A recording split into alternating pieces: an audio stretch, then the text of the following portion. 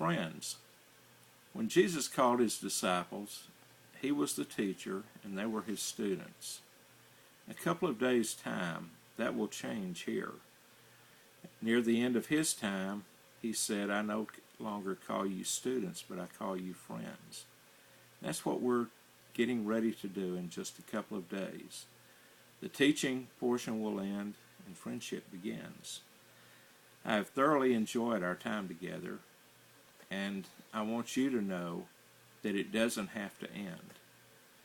In your blackboard, under teacher information or faculty information, there is a section that has a picture of me along with all of my information, including email address and telephone number.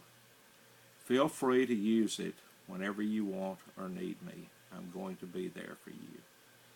Now then, Friday at midnight, you're going to find that about 80,000 students are going to be trying to get last-minute projects in. If that's the situation, don't worry about it. It's slow to get in or anything else. Go to bed, get a good night's sleep, wake up in the morning, and send me the information.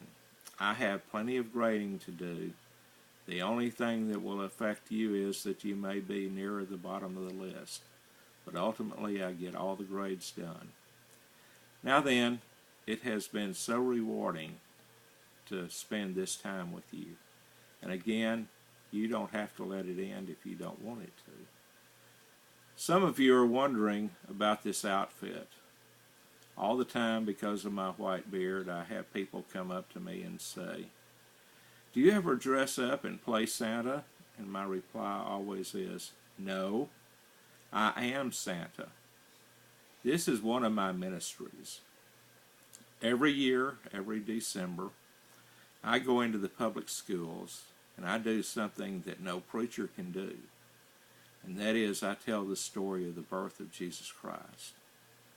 I go in, and I'm currently spending about a half day in each of 2 schools. If others open up, I'll expand that, but so far they haven't yet. But I go in, and I tell the story the night before Christmas. I emphasize the godly person who wrote it, Clement Moore.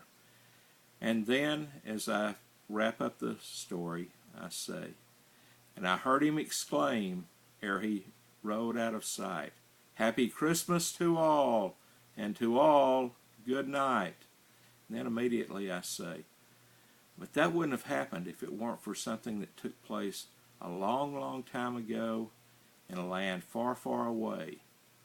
Many of you are familiar with those terms. They're the opening lines of a very famous movie titled Star Wars. This is a story of Star Wars. It just has nothing to do with the movie. That long, long time ago in that land far, far away was a place called heaven. There was a person called Satan who decided that he wanted to take over and be equal with God. And he grabbed a third of the angels and he went to war with God. But God won that war. Satan was cast down to earth. You know, it's interesting, but ever since that time, earth has been terrible. You don't believe it? All you have to do is look at the news, talk to some people. And God knew that this was bad, so he decided that he was going to make a way to have salvation for everybody. And that was he would send his son to the earth. And that's how I open it, and then I go on and tell the entire story of the birth of Jesus. And I wrap it up reminding them that he is the one who loves them. Just remember that the next time you see a Santa somewhere.